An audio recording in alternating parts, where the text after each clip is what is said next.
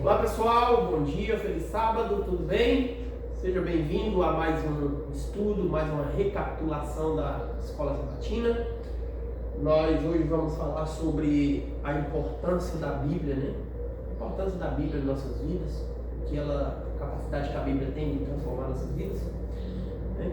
E antes de nós começarmos, eu quero fazer uma oração para a gente iniciar. Edmar? Deus Pai, nós somos mesmo gratos ao Senhor pela bondade da nossa vida. Por essa manhã, nós somos proporcionar vida ao acordarmos e a disposição de poder recapitular a mensagem que nós podemos necessitar. Amém. A tua palavra tem poder e nós sabemos que ela pode mudar a nossa vida. Amém. Agora, nos ajude nessa manhã, então, a recapitular aquilo que ensinou e depois a gente levar para os nossos olhos. Amém. Para que corações hoje estarão inchados, pessoas que sem perspectiva, que a tua palavra ela nos conduz. Amém. Então, vem com o Santo Espírito agora, para que no nosso coração possamos entender e depois transmitir aos nossos olhos. Amém. Amém. Bom, o verso áureo está em Hebreus, capítulo 4, verso 12.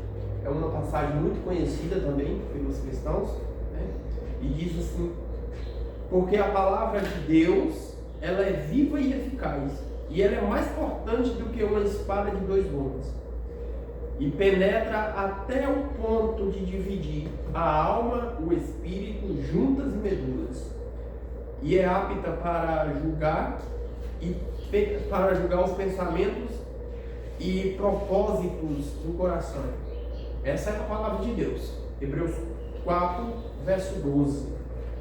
Aqui, o autor, inspirado pelo Espírito Santo, ele coloca algo interessante. E aí eu já quero quebrar um clima, né? Porque as pessoas que acreditam na imortalidade da alma usam esse texto aqui para afirmar de que nós temos uma alma dentro de nós. Porque aqui diz que a palavra ela é muito eficaz, né, e afiada, mais que a palavra ela é mais afiada do que uma espada de dois gumes, e ela divide a alma, né? Ela divide a medula e o espírito, né?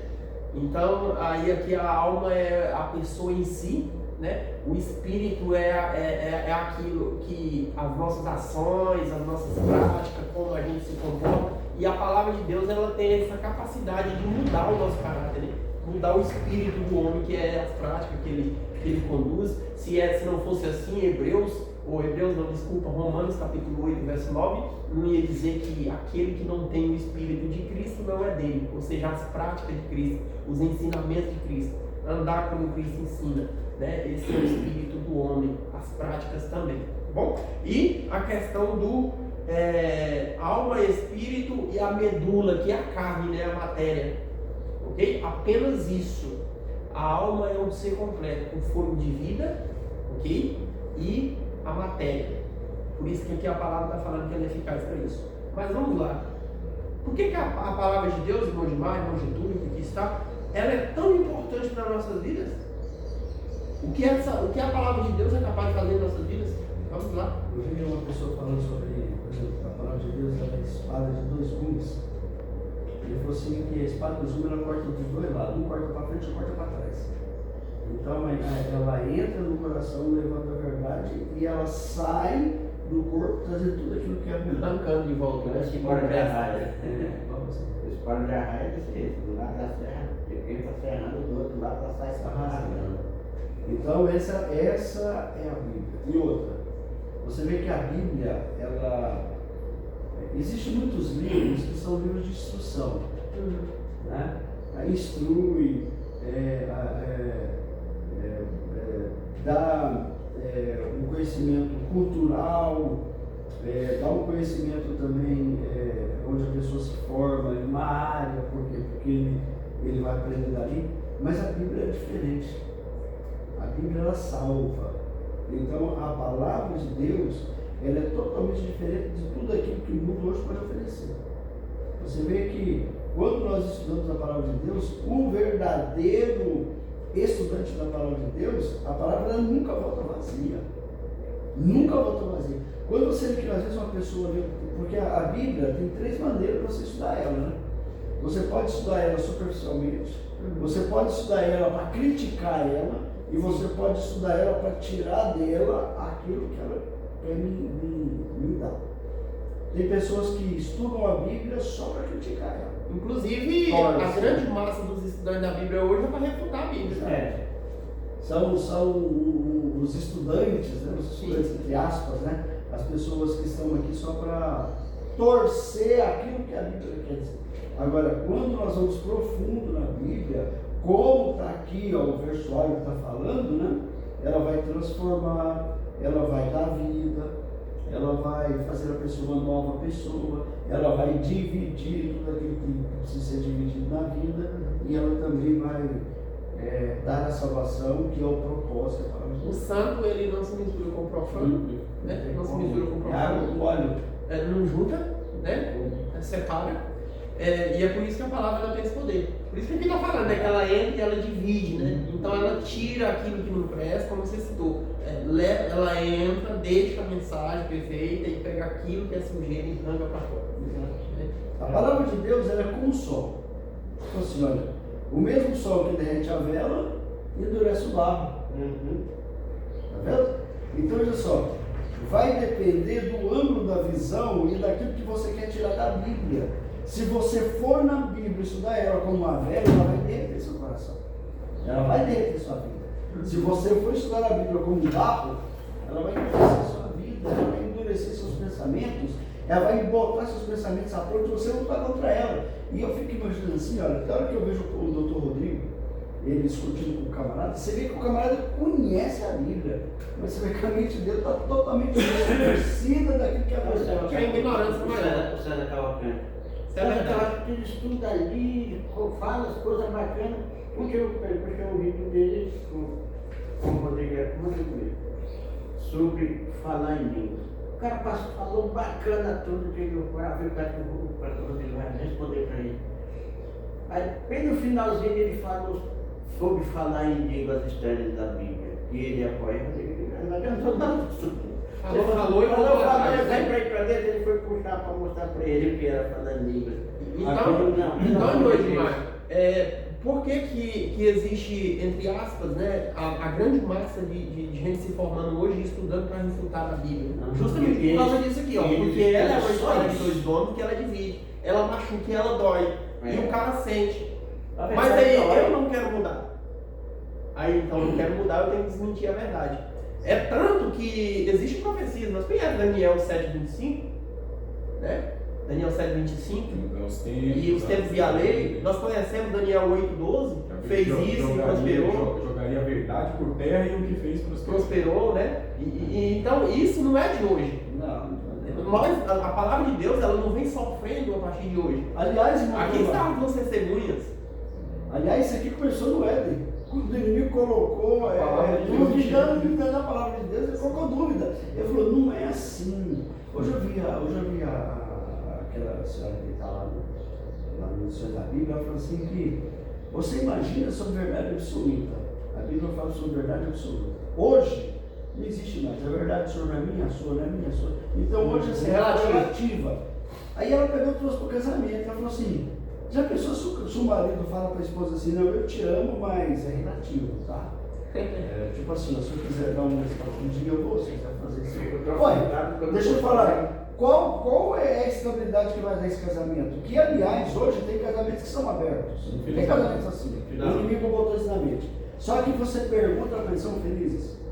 Não tem são felizes? Não se Você está entendendo? Eles têm uma aparente felicidade, até por às vezes por momentos de prazer. Mas depois... vai viver com eles. Vai ver como é que é o cumplicidade de. Não existe. Você sabe por quê, Paulo? Porque saiu de dentro do propósito que a palavra de Deus tem. Sim. E é isso que ela quer me dizer. Sim. E assim, a Bíblia, ela tem poder para montar a nossa identidade, né? O que a autora da lição está propondo aqui para a gente, e uma excelente autora, uma lição extraordinária. O que ela está propondo aqui para a gente, aqui, entre outras coisas, é que a Bíblia, ela tem poder para modelar a nossa identidade, que nós somos, se a gente for com o olhar correto. Se a gente for com o olhar correto, se a gente for de peito aberto, de coração aberto para a palavra de Deus, ela vai modelar a nossa identidade. Qual é o nosso exemplo? É Cristo Jesus. Quando Cristo Jesus ele era um bebezinho, ele nasceu, ele sabia que ele era Deus? Ele não sabia nada. A Bíblia fala que ele esvaziou-se, abandonou, ele não levou em consideração o fato de ser Deus, ele esvaziou-se, ou seja, ele ficou vazio, ele veio, ele reiniciou do zero. E aí, como que a identidade de Jesus Cristo foi sendo construída? Aí é só você pegar o texto bíblico que você mata a charada, né? Porque o texto bíblico lá fala que Jesus, com 12 anos de idade, ele entra no templo, senta entre os doutores da lei e ele começa a dar aula para eles, né? Sim. A Bíblia fala que os doutores da lei ficavam admirados.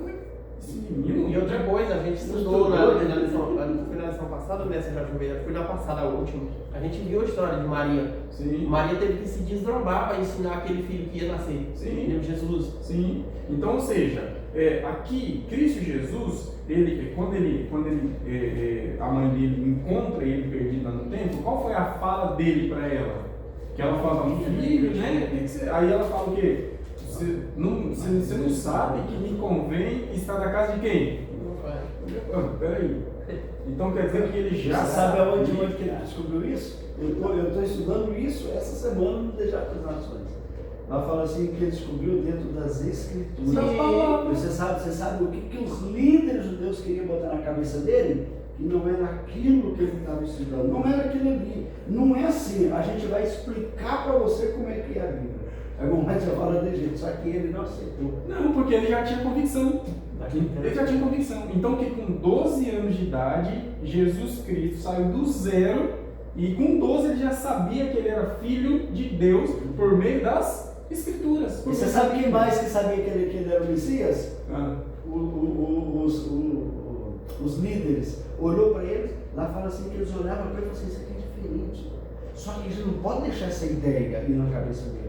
Nós temos que implantar aquilo que a gente pensa dele. E eles tentaram, a Moab fala que eles tentaram. Mas só que Jesus se esquivava. Aí deixa eu te falar, mas por que Jesus se esquivava? Porque ele já sabia quem ele era. Quem já sabe quem é, ele não precisa de mais nada. Eu já sou. Para fácil não ter argumento. O que o diabo vai fazer? Você é filho de Deus? Se és filho de Deus, transforma essas pedras. Qual é a sugestão que ele estava querendo dar ali? Ele falou, você magrelo desse jeito aí. 40 dias. Olha essa situação. Você é filho de Deus? Então, se você é filho de Deus, transforma essas pedras em pão. Aí ele, não, Senhor, está escrito, né? Nem só de pão viverá o homem. Porque Jesus já tinha ouvido Deus falando que ele era filho dele. Então, ou seja, a Bíblia, ela formata a nossa identidade. Então, se eu não tenho a Bíblia no meu coração, se eu estou... assim, ó, são três coisas. Ou eu estou em formação da minha identidade pela palavra de Deus, ou eu não estou de jeito nenhum, eu recuso porque eu não vou para a Bíblia. Tudo que eu sei de Bíblia é o que ensina na igreja, o que eu ouço do pastor falar, o que eu ouço alguém falar, não abro Bíblia, né? O político falar, né? Só que isso não ajuda a formar a identidade. Isso é superficial. Não ajuda a formar a sua identidade, infelizmente. Então, ou eu estou em formação, ou eu não estou em formação, né? Ou eu já formei a minha identidade na palavra de Deus. Que ali o apóstolo João vai falar pais, né? Lá ele fala para filhinhos, para jovens e para pais, né? Então existe tem gente que já formou a identidade dele na palavra de Deus, está formado. Pode oferecer o que quiser, ele já não, você não reda o pé dele. Ele vai ter que enfrentar as provações, tribulações, tentações. Cada dia ele aprende uma coisa nova, tem coisas a aprender, é infinito o aprendizado, né, com Deus. Mas a identidade já está formada, ele já sabe que ele é filho de Deus e ninguém tira ele dessa posição. Então, eu queria saber de você que está em casa, em qual estágio você está? Você não quer formar sua identidade dentro da palavra de Deus? Você ainda não se colocou nesse processo? Você está em formação? Você já se formou? Em qual dos processos você está? Porque se a palavra de Deus não me formar, se eu não for criado pela palavra de Deus junto com o Espírito, porque é o seguinte, a gente pensa, tem gente que os evangélicos vão dizer assim, ó, o que eu preciso? Eu preciso só do Espírito Santo. Não, se eu tiver o Espírito Santo, tá bom. É mentira? Não, é verdade. O Espírito, só que qual é o instrumento do Espírito? A Bíblia vai falar qual que é a espada do Espírito. A palavra. É a palavra de Deus. Então, se eu tenho o Espírito Santo, eu preciso ter a Bíblia, porque ele vai usar a Bíblia para me informar, para tirar as coisas ruins do meu coração, para tirar as pedras, as coisas ruins, né? Então, a palavra de Deus, ela anda junto com o Espírito de Deus, porque é o instrumento que ele usa, né? E Jesus falou, né? Em João, capítulo 17, verso 17. Conhecer a verdade, né? verdade. Sim. Nossa. 16:13. Quando vier o Espírito da verdade, ele vos guiará a toda. Então não é só o Espírito, é toda. Entendeu? E quando a gente vai olhar para toda essa verdade, nós descobrimos a palavra de Deus, a lei de Deus, né? A gente descobre Jesus, o próprio Deus, Sim, o Espírito Santo. Sim. E a palavra, as 5 colunas, a gente encontra. A toda a verdade que Jesus falou, a gente encontra. Sim. Né? Então a gente precisa dessa toda a verdade, não apenas só de um braço da verdade, entendeu? Sim. Por isso que Jesus falou, quando o Espírito vier, ele vai te guiar toda a verdade. Exato. Agora, sem Bíblia, meu amigo, sem a palavra, infelizmente, você cria um falso reavivamento. Não existe um reavivamento sem a palavra. Agora, existe o outro extremo, né, que você estava falando. O outro extremo é o sujeito que se apega à palavra, mas sem o Espírito. Aí ele vira legalista. Ele não vai ter o discernimento. Ele não vai ter, ele não consegue, ele lê para ele ali não faz sentido.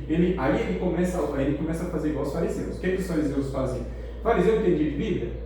Muito, não é pouco não, era muito. Mas para que ele usava a Bíblia? Ele usava a Bíblia para colocar-se maior e diminuir as pessoas. Status. Ele usava a Bíblia para status. Fechou, isso mesmo. Ele usava a Bíblia para status. Então ele olhava e falava, eu sou melhor. Lembra da oração do fariseu lá? Obrigado porque eu não sou igual a esse público.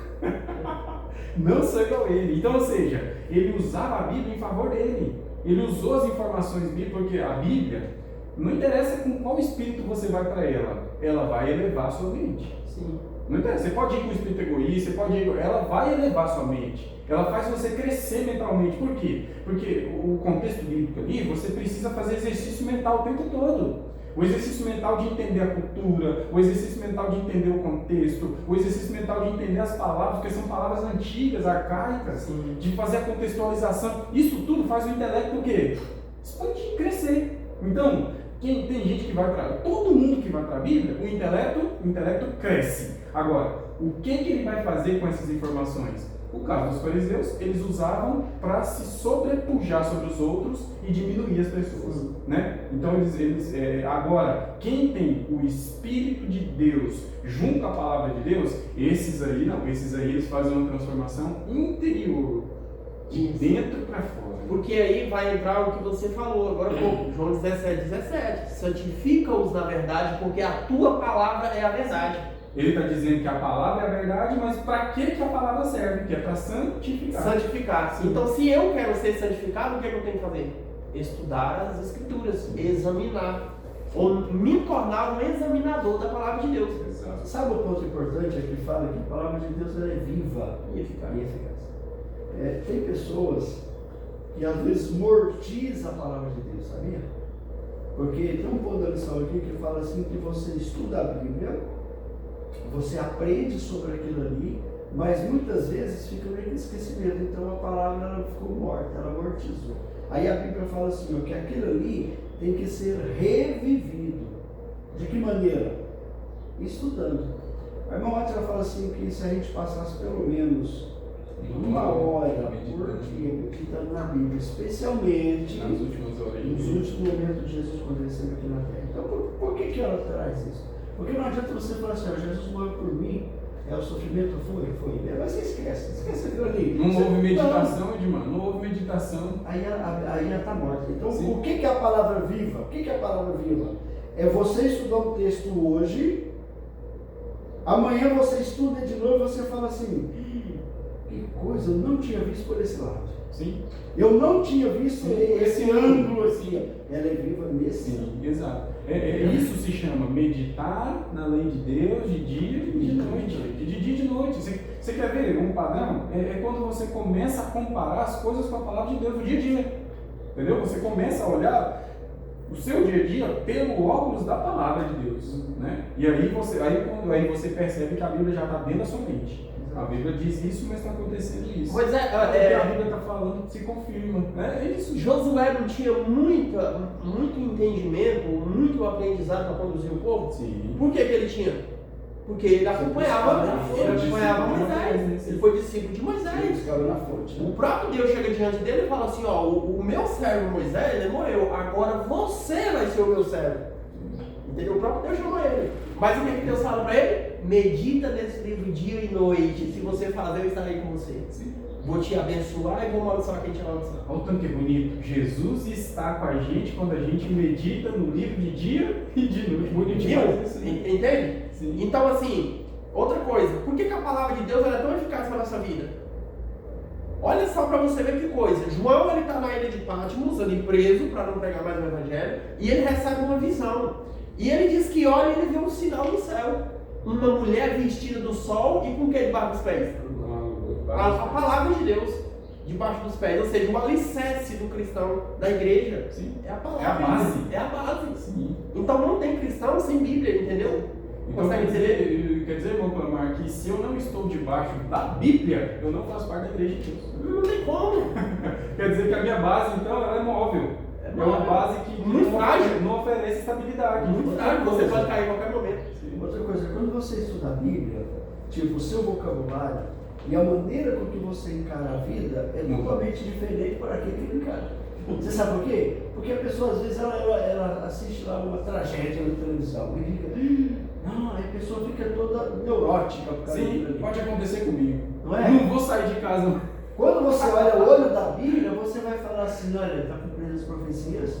A Bíblia diz que os dias seriam maus, que o final do tempo seriam custosos, que ia acontecer isso, acontecer aquilo, e você fala, olha o que está acontecendo. E outra, irmã, Olha a diferença. a Bíblia fala bem assim que a palavra de Deus, entender a palavra de Deus é o mesmo que entender o amor de Deus, entender a bondade de Deus. E aí isso muda a sua ótica. Então você começa a olhar as coisas pela bondade de Deus, pelo amor de Deus. E isso vai tirando de você os medos, os traumas, as coisas ruins. Vai limpando. Porque você acredita que Deus é bom. Deus é bom. Ah, mas se acontecer uma tragédia, e se aquilo que eu vi na televisão acontecer na minha vida? Deus é bom. Eu não sei como que vou reagir, mas eu sei de uma coisa. Deus é bom porque eu aprendi na palavra. Deus é amor, né? Isso não muda. E outra, Deus é Deus.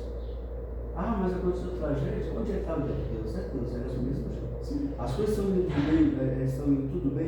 Ele é Deus, do mesmo jeito. Por quê? Quem é que me ensina isso? A palavra. A Bíblia que ensina. E isso dá segurança pra Uma gente. colega da Ana aí, ela pegou TV. Aí quando foi de manhã, ela acordou. Eu usava o telefone às 5 horas da manhã.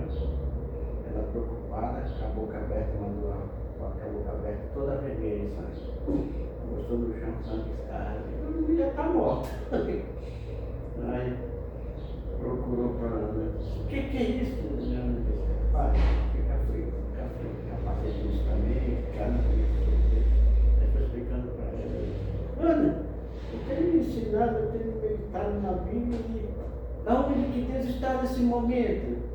Aí a Ana ficou responde para ela, quando Cristo estava na cruz do Calvário ali derramando sangue, onde que Deus estava? No mesmo No lugar. mesmo lugar. Então, ela procura Deus No lugar da justiça e do amor. é o mesmo que o irmão falou para o povo. Onde é que está Deus nesse momento? Está no mesmo lugar. Ele continua sendo amor e bondoso. Ele não Continua sendo o mesmo Deus, bondoso, carinhoso, está aqui para te proteger. Agora, por que está acontecendo e não quer? Porque você não invocou o nome dele. Se não invocar, como é que vai? Eu vou lhe ajudar se você ligar. Irmão Getúlio, vem aqui que eu estou precisando da sua força. Né? Irmão Paulo, vem aqui que eu estou precisando do auxílio seu. Você me dá uma palavra amiga. Você não vai. Deus está sabendo que está precisando. Sim. Mas se não pedir, você não vai. E uma coisa, você citou na questão da cruz, né? Uma coisa que nós, como cristãos, tem que ver, tem que olhar para a cruz e ver quem está lá. Quem está lá é Jesus. Se Jesus está na cruz sofrendo, imagine eu. E eu?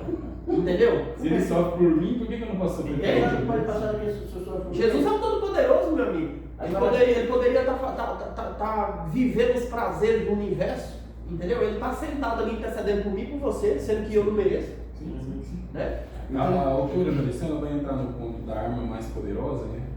A arma mais poderosa a arma mais poderosa é a palavra.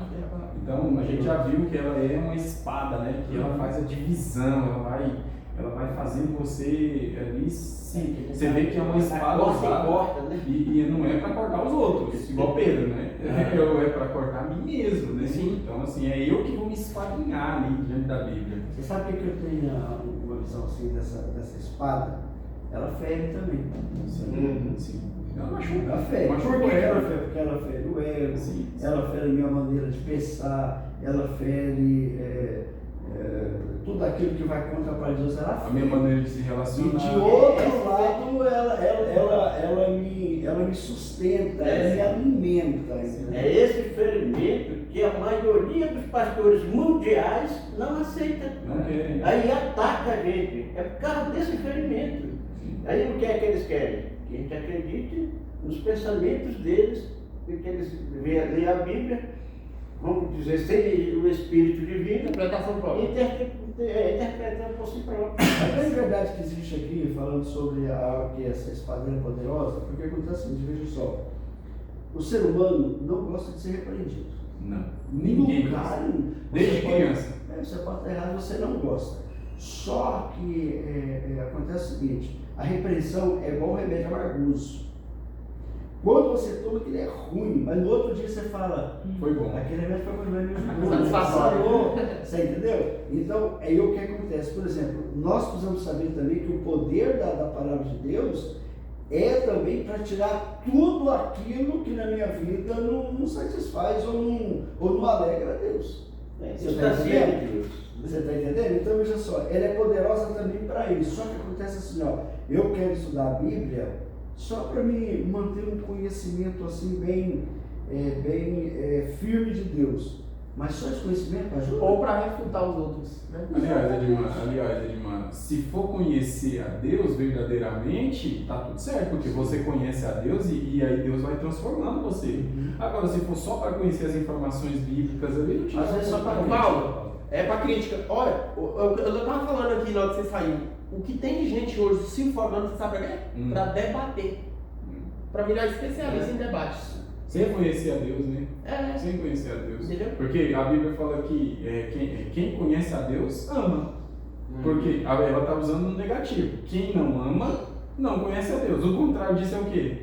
Quem ama, conhece a Deus. Quem conhece a Deus, ama. Então, ou seja, se eu for para a Bíblia para conhecer a Deus, conhecer a Jesus, o que vai ser gerado no meu coração é amor, o fruto. Você sabe outro ponto importante também? Tipo assim, eu acho que quando você conhece muito, você engorda de conhecimento e você não extravasa esse conhecimento, você fica neurótico. E deixa eu te falar, aí você não conheceu a Deus, porque Deus não é assim. Você sabe por quê? Ó, eu conheci um camarada, assim, ó, isso foi na década de 78, ele morreu e acho que em 90 e pouco ele morreu. O camarada conhecia a Bíblia, dava estudo bíblico que nós precisávamos de ver. Só que quando foi um dia, ele chegou na igreja falando assim, olha, o homem pode ter mais de uma mulher. Olha. Aí sabe o que ele fez? Adquiriu várias, tinha umas 3. Aí o que a igreja fez? Mais um desse lado. Ele tirou ele da igreja, tirou do ródio mesmo da igreja. E ele morreu desse jeito. Então veja só, o conhecimento dele adiantou alguma coisa? Não. Deixa eu te falar, Edmar, talvez Deus quis trabalhar nele, é por isso que a gente precisa nascer da água do Espírito, né? Nascer do Espírito todo dia.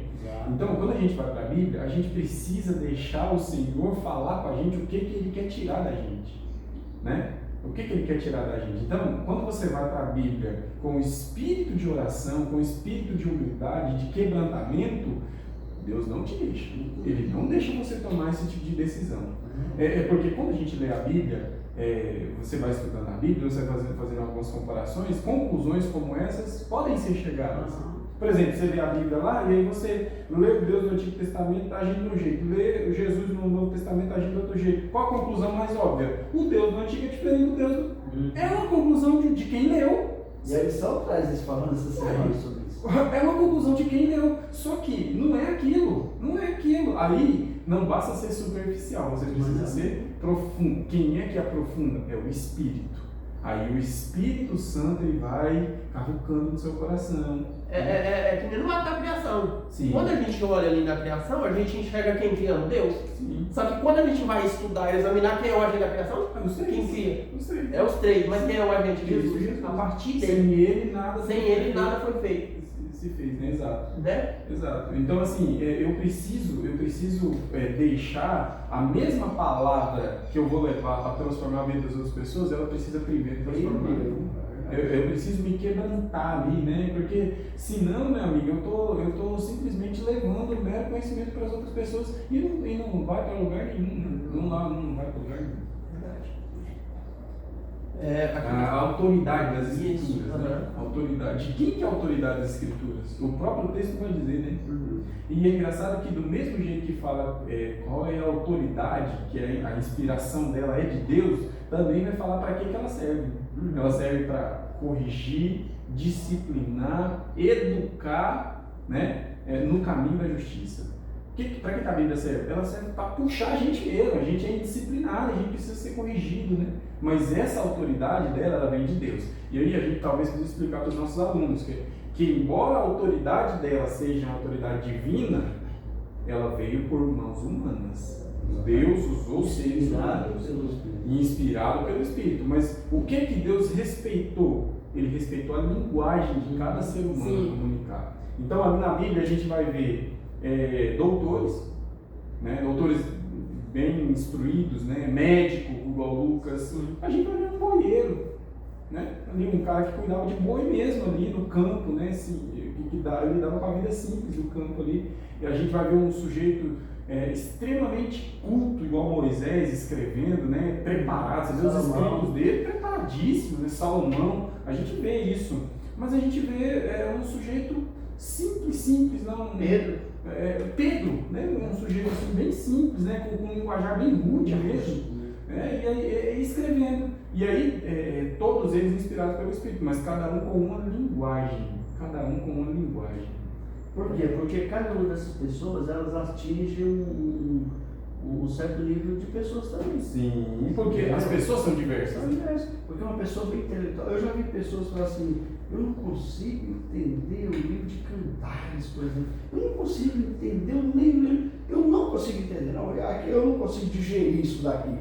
Mas por quê? Porque você tem que ter uma certa visão para você ler o livro de Cantares. Porque do jeito que ele foi escrito por uma pessoa super culta. E outra coisa, Edmar, tem muita gente que tem o costume, graças a Deus que nós não temos esse costume, porque a gente sempre pratica isso, ensina, tem que ser assim. A Bíblia ela não é um livro comum. Então, para entender a Bíblia, nós precisamos do Espírito. Entendeu? E tem pessoas que querem ler e estudar a Bíblia sem orar, sem pedir. Não vai. Aí você vai ler uma coisa crua. Aí trava. Outra coisa que nós devemos aprender, tem gente que fala assim, eu tenho que tomar uma decisão, tenho que fazer isso. Vamos ver o seguinte, eu vou abrir a Bíblia. A altura da lição fala isso, né? Eu vou abrir a Bíblia, eu vou correr o dedo e aí vai vir a resposta. Não vai vir, mas não vai vir. Você não tem intimidade com a palavra de Deus. Quando você tem intimidade com ela, Paulo, você vai falar assim, eu tenho que tomar a decisão. Peraí, mas qual é a base? A base é aquele texto lá que eu li, que fala, não, eu vou voltar, eu vou ler ele. Peraí, mas só que esse texto aqui, ele me puxa para ler outro. Peraí, eu vou ler um outro. Sim. E você vai ter a base. Ou então, Edmar, pode até ser assim. Porque na hora do desespero ali, talvez você precise de uma palavra assim. E Deus pode agir assim também, só Eu já não ouvi age. Deus falando assim. Eu já ouvi Deus falando comigo assim. Mas peraí, é para quem entende. Porque se eu leio lá um negócio lá, se eu não levar em consideração o contexto, se eu não levar em consideração o tempo histórico, eu não vou entender tudo, rapaz. Para que Deus vai falar? E tem mais outra, você ainda vai pegar aquele texto ali e vai sair contra Deus. E como ele está falando, muitas vezes a luz daquele Deus que vai te iluminar está em outro lugar. Sim. Uma coisa leva a outra. um pensamento leva ao outro. É assim que Deus decidiu se comunicar. Como que Deus decidiu se comunicar? Um pouco aqui, um pouco ali. Então, falando a mesma coisa. Aí ele fala para um a mesma coisa, ele fala. Aí quando você entende esse padrão na Bíblia, aí a sua mente começa a formar uma rede de neurônios que se comunicam entre si. Olha, o texto de Números leva lá para Mateus. Olha, o texto, você entendeu? Você começa a falar. Quando você tem intimidade com a Bíblia, você já viu? Você chega num lugar assim, ó, aí começa uma discussão do nada, né? Assim, informal. E entra para dentro da Bíblia. Você viu como é que sua mente vai abrindo? Sim. Aí a conversa vai, você já lembra de outro texto, a conversa flui, você já lembra de outro, a conversa você já lembra de outro. E o que acontece? Daí a pouco você já está familiarizado. Por exemplo, hoje não existe mais verdade absoluta. Não existe mais verdade absoluta. Acabou. Né? É um relativo. Então, Aí, irmão, olha o tanto que é loucura, né? Essa própria frase, então, é mentira. Porque se a verdade é relativa, até essa frase também, né? Não, a verdade não é absoluta. O que você está dizendo é verdade absoluta? Uai, peraí, então, olha que loucura, né? Ele está dizendo um negócio, mas está contradizendo, ele está falando na mesma frase. Né? Então, assim, existe sim. Para tudo existe uma verdade absoluta. Como é que o cara vai deitar um outro sujeito na maca, numa mesa de cirurgia e vai falar, não, é relativo. Relativo o quê, rapaz? Ou o cara entende, você tem coragem de ser operado por um médico que pensa desse jeito? E nem de operar, alguém se ensinava isso. Ué, você tem coragem de deitar alguém e cortar ele com bisturi? E agora eu não sei o que eu faço depois disso. Então por que só usem só com a palavra de Deus? É por causa do diabo, isso aí é coisa do diabo, essa é a frase diabólica. E é gente que fala que a palavra de Deus não deveria, não tem implicações na vida prática. Meu amigo, meu irmão, se a palavra de Deus não tiver implicações na vida prática, ela não serve mais para nada. E outra, Rasga e joga fora. Já estamos todos que perdidos. existe um movimento aí, né? Que eles estão querendo mudar a cultura da Bíblia, por exemplo. Sim. Porque tem coisas escritas na Bíblia que não faz nenhum sentido com a cultura que nós vivemos. Então vamos mudar ela. Pelo contrário, irmão, não só faz sentido, como vai contra. Eles estão querendo não, eles já lançaram Já. com uma língua totalmente distorcida do que ele tem o propósito. Estão Isso é querendo verdade. tirar da Bíblia um monte de coisa, Sim. né? Então assim, só que Deus não permite, né? Ele não permitiu que a palavra dele fosse mudada e nunca vai permitir, né? Ele permitiu, quando a Igreja Católica mandou no mundo, ela podia ter feito estrago na Bíblia. Ela não mexeu num tiro. Quando a palavra de Deus foi percebida, né, na época do iluminismo, por exemplo, que fizeram montanha de Bíblia e colocaram fogo, ela não deixou de existir, porque Deus Sabe, preservou. Mudar ela não foi mudada. Sabe o que me leva isso aí? Não foi mudada. Sabe o que isso aí me levanta? Uma grande preocupação. Preocupação com quem? Com aqueles amigos que não gostam de estudar a Bíblia. Infelizmente. Porque o que nós estamos falando aqui não vai acontecer, já está acontecendo. Entendeu?